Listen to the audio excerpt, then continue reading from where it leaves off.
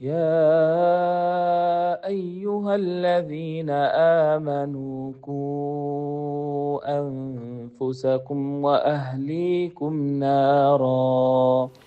بسم الله الرحمن الرحيم. الحمد لله رب العالمين والصلاة والسلام على سيد المرسلين وعلى آله وصحبه أجمعين. أما بعد، ربنا اغفر لنا ذنوبنا وكفر عنا سيئاتنا وتوفنا مع الأبرار. السلام عليكم ورحمة الله تعالى وبركاته. How's everybody? You're all good? Put some smile in your faces. That's it. We want you to be, mashallah, Sheikh, كيف الحال? Sheikh Wasim, barakallah feekum. Thank you very much for the opportunity. Jazakumullah khair, Siraat College and the leaders of the college. This is such a significant project and a very important project. Inshallah ta'ala, you'll gain some benefit from this. I have been working with the Australian Muslim community for at least 40 years. I have been at the university for the last 35 years or so, 30 years, 35 years. And I have been working intensively and extensively with Islamic schools for the last 10 years. And I see what's going on in Islamic schools, I see what's going on in the community. And you as parents know as much as I do that our children are facing a tsunami of challenges. And unless we are ready to appreciate those challenges and try to counter those challenges intelligently, then I'm afraid that there will be a lot of disappointments. Today, this seminar is not about screens or technology only. The deeper question that I'd like you to think about, and these slides will be made available, so you don't have to write everything down, but you can write some things that are not mentioned. The deeper question for all of us is what kind of a human being is being formed in the home, and who or what is shaping the child's fitrah, attention, desires, and identity. Fitrah is an Arabic Islamic word that means the natural disposition or the nature upon which each child is born. Fitrah. And in the Islamic understanding, each newborn is born innocent and free of sin. They are pure and innocent. And so when we speak about the fitrah, we speak about how are you molding your child? Allah gave you a human being, a child who is innocent and free. And in the Islamic tradition, we don't believe the child inherited the sin of the forefathers or the fathers. They're pure and they're innocent. And Allah says, He's a child for you. How you are going to mold this child? What are you going to do with that natural innocence and purity that the child has? So this is the question that we need to be asking. What kind of human being is being formed in the home? And who or what is shaping the child's fitrah? Is it you who's shaping the fitrah, or is something else? We are concerned with tarbiyah. Last time when I was here, if you were here, you should, and if you've been following the newsletter and the videos that we've been making, tarbiyah means the holistic, nurturing, caring for, developing a human being, a child or a student, stage by stage, throughout life, intellectually, spiritually, physically, until they reach completion. That is tarbiyah. And you'll come to realize as I speak, tarbiyah is more than just teaching. Tarbiyah is more than just instruction.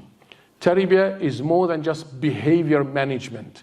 It is deeper, it is more formative, and it is more important. So today's session is not parent blaming, but it is about love, it is about protection, it's about wise sequencing, keep that in mind, and shared community responsibility. So here are some questions that I'd like to ask you, and just put your hand up. Who feels pressure to give their child a smartphone earlier than they would like? Hands up. It's interesting, right? Intrinsically, deep down in your heart, as a mother or as a father, you know that's not the right thing. But there is a social pressure around us that we feel if we don't do it, then what will society think? My son or daughter may feel socially isolated. And that is why it's important for community to come together to address some of these issues. Who or is that saying no will socially isolate their child? Don't be shy, put your hand up. I'm not gonna charge you or anything for this, right? It's all, right? And who feels their own phone habits, you as a mother or father, who feels your own phone habits are part of the challenge? Right, right. And so we're going to address all of those, inshallah. So quickly, have a quick discussion with the person next to you. What is one childhood experience you had that helped shape your faith, character, or family connection? And would that experience be harder to preserve in today's digital world? Quickly, think about when you were a child, what was one thing maybe? Is it a person? Is it a moment? Is it a teaching? Is it the fact that you're able to play out in the ground outside when you didn't have a digital device? Is it the fact that you were able to make more friends then? Is it the fact that there was more social life then? What was it? Quickly. More time, so I'm going to push through this. So keep that thought to yourself for now. So what we need to consider first and foremost is the child is an amānah. Amānah means a trust. And this trust, you will be asked about this trust. So it's not a joke, right? And every child, as I said, is born with fitrah. I'm not going to translate fitrah again. You should by now understand that fitrah means what I said earlier. Every child is born pure and innocent, right? Meaning, and in some recent Harvard study, they said, and this is non-Muslims who did this study, they said if a child was to be able to speak the minute they're born, and they were to be asked, who is your God? They will point and they say, Allah, God, one God. Because it's we believe as Muslims, part of the innate nature, the fitrah of the human being is the belief in God, in Allah. Right? So parenting is therefore not merely behavior management, which most parents end up doing. And dare I say, same thing with teachers. We end up managing behavior. So parenting is not about behavior management. It is tarbiyah of what Allah has already placed within the child. So your role and my role as parents is the nurturing, as I said, of that innocence and purity. And nurturing the intellect, or the cognitive, the spiritual, the physical, the ethical, the moral. And our children, therefore, should not be seen as empty vessels waiting to be filled. They are living trusts, born with fitrah, with Allah-given openness to truth, beauty, worship, love, and moral goodness. That's what we believe. Every child has that potential. So the question is, what are you doing with that potential? How are you forming or nurturing that potential? And here is a key question. If fitrah is delicate, impressionable, and open to formation, and it is, what happens? I want you to think about this very important question. What happens when the most powerful formative device in human history enters the child's pocket before the child has developed maturity, self-regulation, and spiritual grounding? If we're saying the fitrah is molded, it's nurtured, the environment and whatever the child is exposed to in terms of words, action, behavior, emotions are forming that child. So what happens when the child has access to this device when they're not actually ready for this device? That is a big question. And so it is important, therefore, to realize that before the school and the teacher's role in nurturing this child, you as parents play the first role as murabbi. Murabbi is again an Arabic Islamic term that means a person who undertakes the process of tarbiyah. So it's a nurturer. It's more inclusive and wider than just a teacher or an educator or a behavior manager. You're nurturing the intellectual, the physical, etc. So parents are the child's first murabbis. A murabbi nurtures the whole person. body, intellect, soul, character, habits, emotions, relationships, and the ultimate orientation toward Allah. And therefore the home is the child's first school of tarbiyah. A parent's presence, your presence, and we know we are guilty also of not having that presence for our children nowadays. So a parent's presence, your language, reactions, routines, and emotional availability shape the child before any formal lesson. Would you agree with that? Right? The child can be in the corner of the kitchen and the mom and dad are speaking about something in the other room, and they think the child is playing, not listening to what they're saying, but the child is absorbing. And the child is not necessarily hearing what is being said only, but the child is noticing what is being done and how it's being done, and whether directly or indirectly, intentionally or otherwise, you're forming that human being. And that's why in the Sunnah, in the tradition of the Prophet, peace be upon him, even if the parents have a dispute, which is normal and it's natural for parents to dispute, that dispute must never be in the presence of their children, for the obvious reasons. So children learn not only from what parents say, but from what parents repeatedly love, prioritize, check, neglect, and model. They're seeing that. If they're seeing you loving something, they say, well, that's something that I should love too, right? If parents are constantly, therefore, absorbed by phones, children learn that digital presence is more important than human presence. Now, so here is a question also for reflection. If my child, ask yourself this question, if your child imitated your phone habits, or your ṣalāh habits, or your Qur'an habits, or your emotional habits, would you be pleased with the person they are becoming? So this question is doing what? It's asking you to check your habits, to check what sort of life are you living in the house. And this cannot be underestimated. Often we feel that the responsibility of raising my child, nurturing my child, should be for everybody else.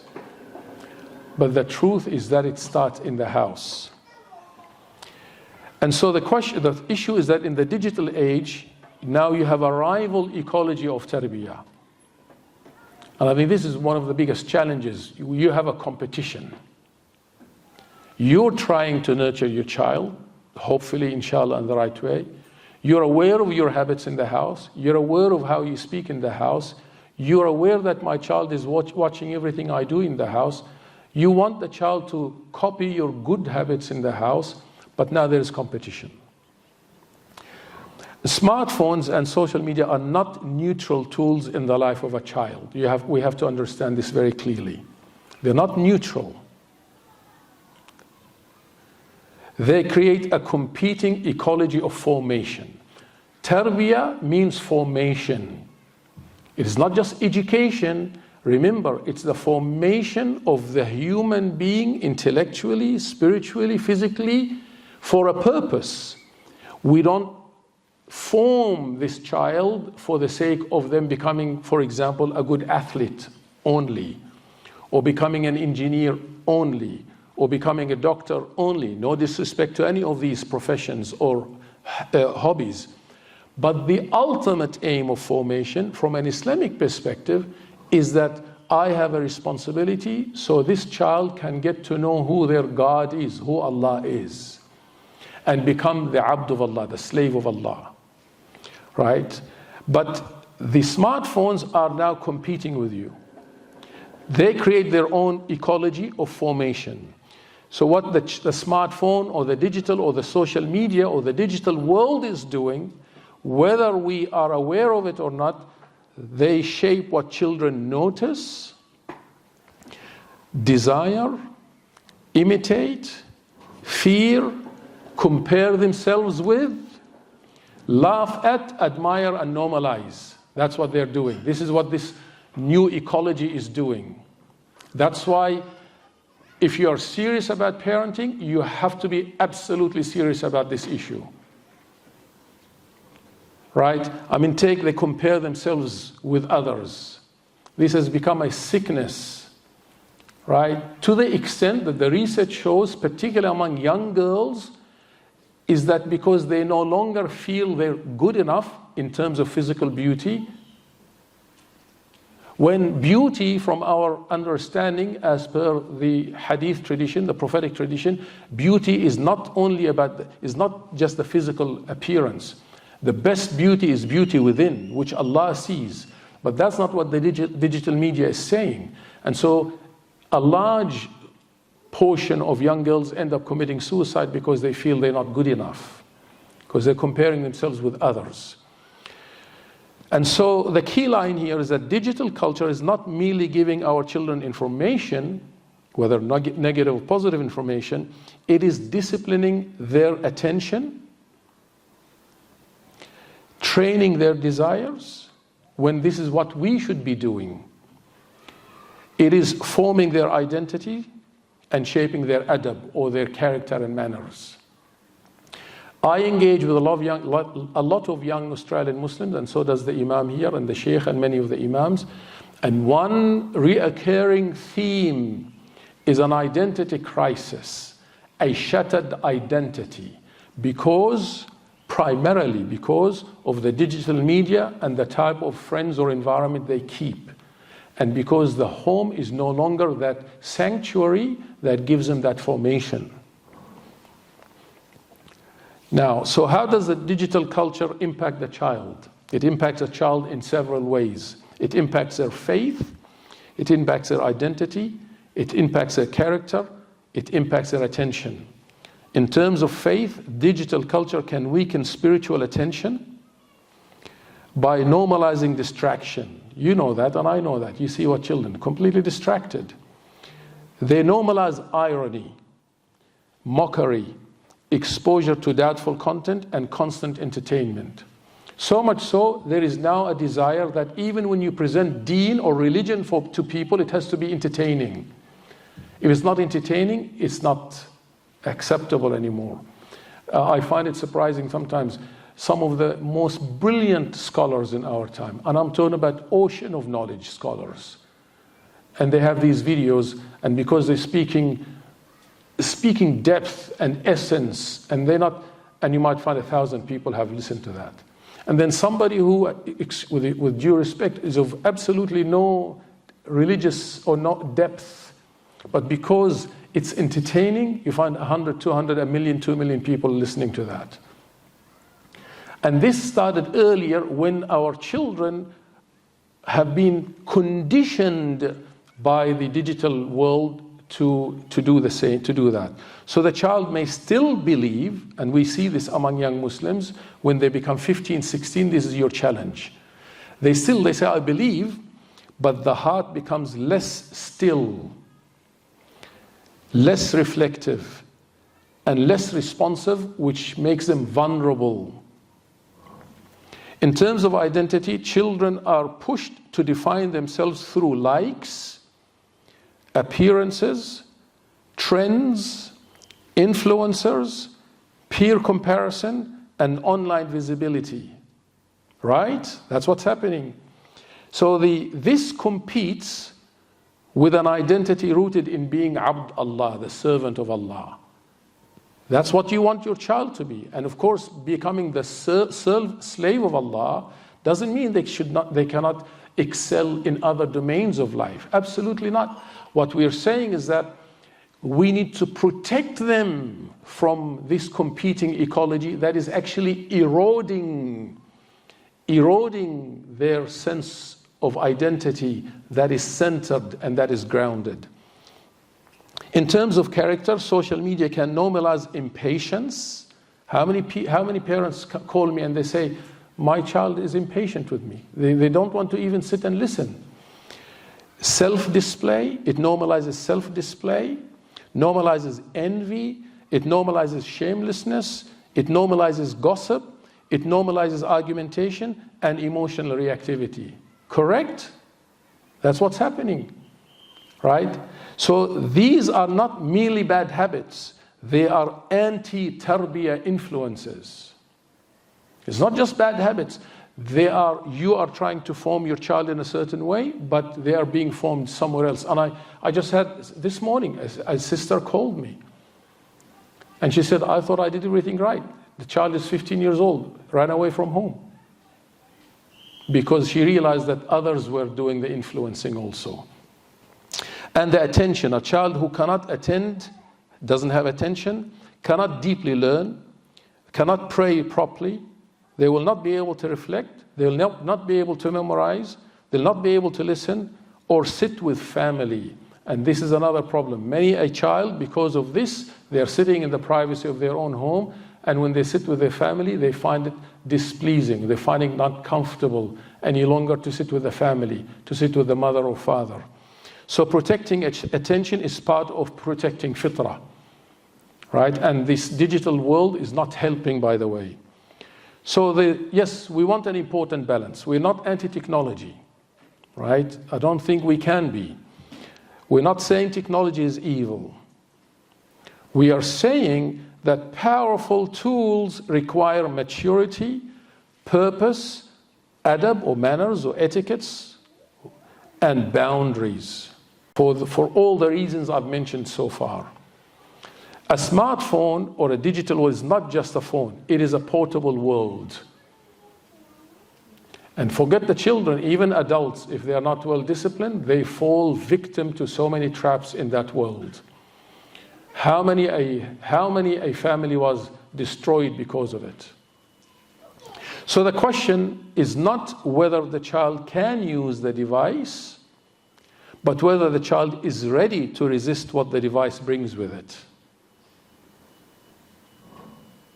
In most cases, if not in 99.9% of the cases, they're not ready.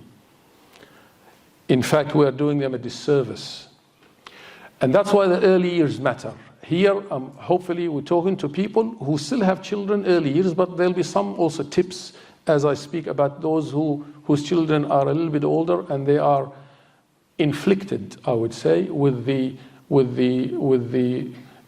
problem of phone addiction. That's what it has become. So when we say delay should not be seen as deprivation. Society and friends may want you to believe that. Delay actually should be seen as protection, preparation, and wise sequencing. Because in tarbiyah, timing matters. Timing matters. We don't give every responsibility, exposure, or freedom at every age, do we?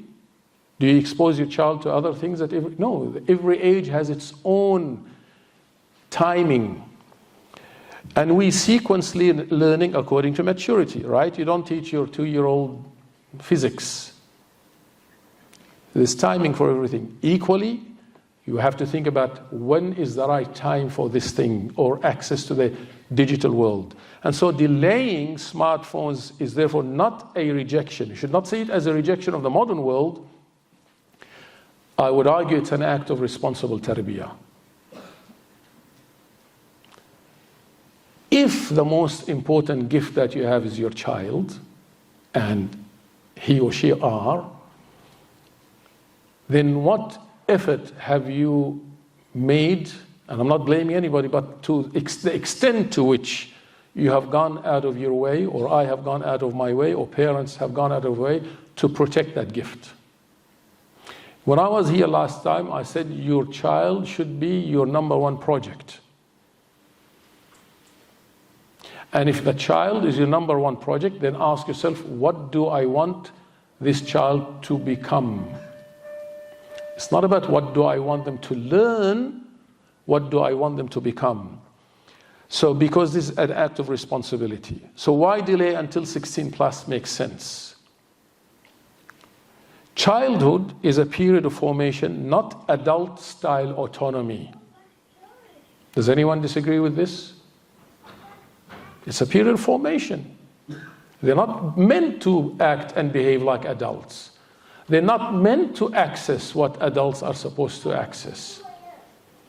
Their brain is still forming, and so when they're exposed to this world of the digital world, what are we doing to their brains? And so before children receive a private digital world, they need strong inner resources. And this is going to take time. This is the wise sequencing. This is the formation. They need inner resources. The ṣalāh, 5 times ṣalāh should be established, not just performative ṣalāh. One of the great achievements of people like Imam Ghazali, rahmatullah alayhi, the great 12th century scholar who wrote Ihya Ulumuddin, the revival of Islamic sciences, one of the greatest achievements or contributions is that he not only talked about how to do salah, but importantly, why we do salah. And so children need not only learn about how to do salah, but the spiritual, philosophical, moral reasoning behind it and how it helps form them as a human being. They need to have the inner resource of modesty, self-control, truthfulness, emotional regulation, family attachment, and a living relationship with Allah before they access the digital world. You may say this is difficult. I will agree with you. It is difficult, but we must never allow difficulties to be an obstacle. If we're convinced about what we are saying, then we will take this seriously and begin to think of solutions and not be stuck with it is too difficult to do. A child should not be expected to resist billion-dollar attention systems alone. Even adults are unable to resist it. How can we just let our children manage this system by themselves when they don't have that maturity? Right? And all the research shows now that it's actually causing more destruction to our children and their childhood than otherwise. So here's a useful analogy for you. We don't hand a child car keys simply because cars are useful. Do you? Do you give your 5-year-old child the keys of your car and say, you are able to drive the car now? We don't do that. So what is the logic in our minds that says I can give them an iPhone or free access to the digital world? What is the logic there? We wait until they have maturity, training, rules, supervision, and responsibility. Correct? Absolutely. And so what's the difference? The smartphone also opens roads. But many of those roads lead into places parents can't easily see. And therefore it's actually more dangerous to give a child access to the phone than to your car.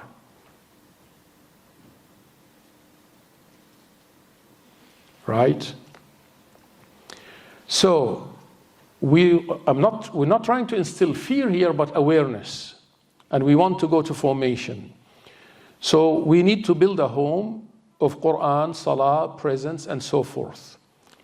So the home, therefore, should have certain anchors. And I want to argue that the following anchors are most important, but they're not the only ones. They are necessary, but not sufficient. The first anchor is Qur'an and Sunnah in the home. The second is Salah as the rhythm of the home. And third, presence as a tarbiyah practice. Right?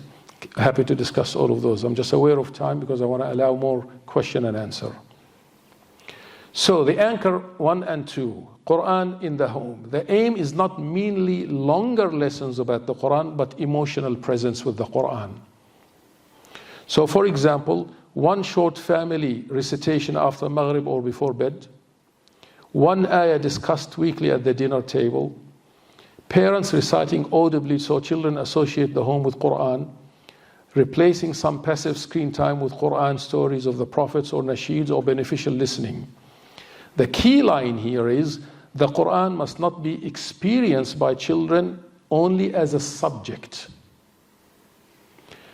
or a test, and this the same goes for schools, or a memorization. It should be experienced as a light in the home. This is the anchor, right? The Salah as the rhythm of the home. Salah teaches time, discipline, humility, embodiment, and attachment to Allah. Some practical ideas, they are not all-encompassing. So for example, make Maghrib or Isha as family prayer when possible. It sounds simple, but the truth is that most families don't do this, right? Avoid phones immediately before and after Salah. That message is for the parents, by the way. Let children see parents preparing calmly for Salah, because Salah is the anchor. It's more important than your phone. Connect Salah to emotional regulation. When we are overwhelmed, we return to Allah. Nowadays, people, when they're overwhelmed, they turn the TV on. When they're overwhelmed, they want to go to maybe just see what's the latest on Snapchat or on Twitter or whatever, because they want their attention to go somewhere else. So the key line here is that a home centered on Salah teaches children that the day does not revolve around the phone or the show, the TV or the game or the notification. It revolves around Allah.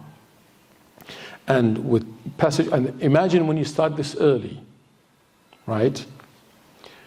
Now, the third anchor is presence as a tarbiyah practice. Practical ideas, for example, phone-free meals. How many a parent is guilty of playing with the phone at times of meals? The children are there, the family is there, and then the husband, the father or the mother, they don't want the children to be on their phones, but they're constantly responding to their messages. Remember, the greatest way to nurture your child is through role modeling. The Arabs have a saying, فَاقُدُ الشَّيْءِ لَا يُعْطِيهِ. If you don't have it, you can't give it. Secondly, phone-free bedrooms, and this goes for everybody. I told you it's not easy, but if we want to get somewhere, we have to take these brave steps.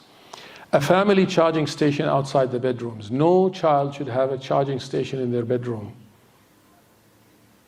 Right? And that's why it's easier if you start early.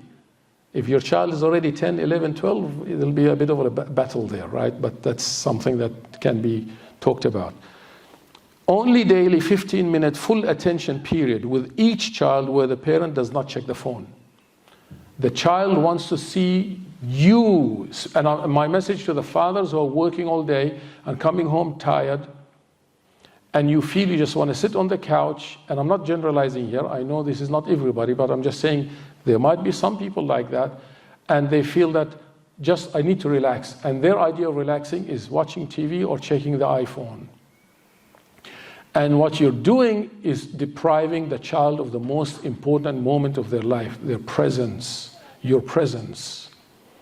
And the child yearns for that, right? Especially in the formative years. And parent should have phone boundaries also, not just child phone boundaries. And so the key line is that the opposite of digital addiction is not simply restriction. It is connection, it is purpose, worship, movement, conversation, service, sleep. How many young people can't sleep nowadays? They're not sleeping at night till midnight, 1 o'clock, 2 o'clock. Why? You ask them why? Because you know why. Many are like this. When sleep, the sunnah of the sleep is after Isha, we should be able to go to sleep and get up early. But now that's being destroyed also. Reading, play, and love. The love and affection that is shown in the house. And in other sessions, inshallah ta'ala, we'll talk about the qualities in the next session maybe, the qualities that we need to have. And one of the most fundamental and important quality, in fact, I've just written, I'm writing a whole book on this issue of tarbiyah. I've just finished chapter 5. And the key focus, according to all the scholars of tafsir, the commentary of the Qur'an and the scholars of hadith, is that the key quality in the house and in the school with children is rahmah, mercy. If mercy and love and affection and attention and presence are missing in the house, then a substantial, important portion of tarbiyah is out. So quick practical home boundaries and family media practices. Hopefully this will help. So use technology with clear, visible boundaries. Again, if you have still very young children, no technology. Unless you are there and they don't own it. But if your children are now a little bit older and you are, then maybe some of these boundaries. I said shared device use where possible rather than early private ownership. And all of this is based on research that has been already done. No phone bedrooms, we said. Family charging station outside bedrooms. Protected times for reading, outdoor play, hobbies, family games and conversation. When I said your child is your project, that's what I mean. You have to have a schedule. When is our time for conversation in the house? Or is it on autopilot? Is parenting on autopilot? When do we have time for reading together? When do we have time for meals together?